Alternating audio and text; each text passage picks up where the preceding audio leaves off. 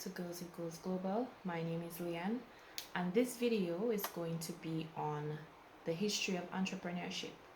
Now, this is going to be a very short, not extremely short, but not as long as our previous video. And I can't make this up. I'm just going to give you a little backstory because some of us may not really think in depth of, well, where did entrepreneurship really start off from? So I'm just going to give you a little history of entrepreneurship in general. There's a lot that can be spoken of about this topic, but because of the length of the video requirements for this phase of the project, I'm just going to give you a brief overview. Now, I'm going to reference Andrea Spaska, and she is a social entrepreneur and an impact hub founder and an empowerment advocate. You can find her if you want to look her up on LinkedIn. That's Andrea, Zpka.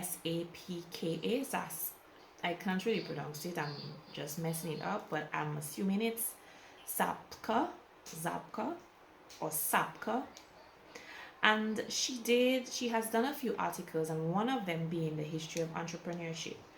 And or what is the history of entrepreneurship? So this is the reference for this video, and I always like to reference my videos if I'm taking information from someone else, which is what you need to do, what is always the best thing to do, whether you're doing a paper or you're actually doing verbal information. So the first signs of entrepreneurship, the first appearance of entrepreneurs, as referenced by Andrea, dates back many years ago when people exchanged useful raw materials for ready-made tools.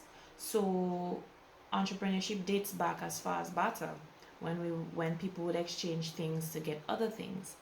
They bartered food, leather, and other necessities. They sourced the materials and traded them within the tribes. There was no money exchange or commerce yet. It was a pure exchange for survival, for keeping themselves alive, to meet their daily needs, and with a pinch of specialization. After the agricultural revolution in 12,000 years ago, people started to specialize more on specific goods. So instead of doing like general things, people started to be more intrinsic with what they specialized in or what they offered. They started domesticating animals and plants, exchanging what they have produced for things they couldn't make themselves, which is very smart. If I cannot make it, but you have it, and I have something that you don't have or you cannot make, then we could exchange. Examples of the specific forms of entrepreneurs and the first professions were fishermen, tool makers, hunters, cooks, gatherers, home builders, tailors, and shamans. All over the world, a trend of specialization started according to the status of the different civilizations. So there was something known as long distance trade.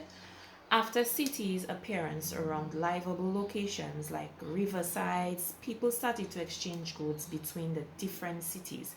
So they did not only exchange goods among themselves where they lived, but they started doing cities to city. The merchants or the head of the families traveled long distances to make these trades.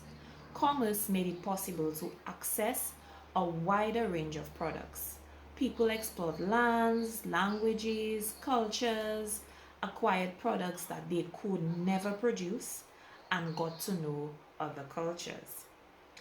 Once they developed money, this history changed tool, which I'm talking about money, became the most important way of exchange. So when money became a part of the picture now, and it was like a life-changing, culture-changing tool or tactic or method or medium, whatever you want to refer it to,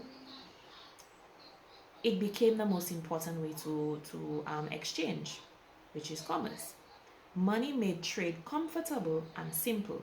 I want something you have, you give me a price, I pay you for it if I want it. If I don't want it, I go to the next person. Simple. people could start to collect savings and acquire wealth.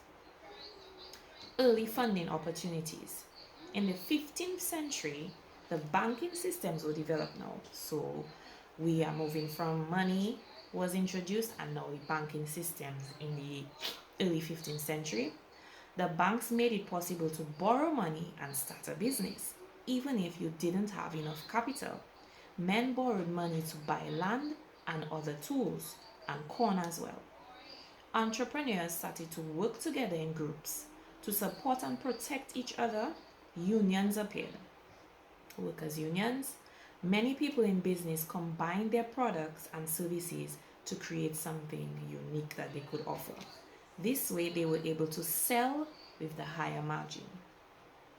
Now, early on in the history of capitalism, the idea of monetary gain was shunned and shamed by many. The practice of usury, charging interest on loans, was banned by the Christian church. Imagine that. Jobs were assigned by tradition and caste. Innovation was stifled. So back then, it wasn't something of the norm to think of new things or to introduce new products and services. It was something that was crippled, and efficiency was forcefully put down, sometimes punishable by death. Wow. In 16th century England, when mass production in the weaving industry first came about, the guildsmen protested. The king outlawed an efficient workshop containing 200 looms and butchers and bakers for the workers under the pretense that such efficiency reduced the number of available jobs. So, because everyone was being efficient and they could do things for themselves, that lowered the rate at which jobs were being offered or were being, was available, pretty much. So, there was a merchant-based wealth system which was developed. A structure based on collected wealth developed. The system valued countries upon how much wealth they could acquire, like gold and exported goods. Merchants and explorers, like Columbus, gained significant influence despite the cruelty of how it happened. This was a turning point in the history of humankind. I'm going to quote, "A man who permits his self-interest to run away with him will find that competitors have slipped in to take his trade away. If he charges too much for his wares, or if he refuses to pay as much as everybody else for his workers, he will find himself without buyers in the one case and employers in the other." Mass production and new ways of transportation. From the 18th century now, mass production in big cities gained momentum. Electricity made it possible to build huge factories and introduce easier production processes. Many moved to the cities to find their fortune. The workforce wasn't a problem anymore. Globalization came into play from World War II, and it got into the picture. People needed roads that made it possible to reach different countries and cities faster. Next to these roads, the first restaurants appeared to feed the travelers along their journeys. Then we come to digitalization. Today, we have a powerful tool called the digital economy or digitalization, which means no borders, infinite and unprecedented opportunities, and much, much competition.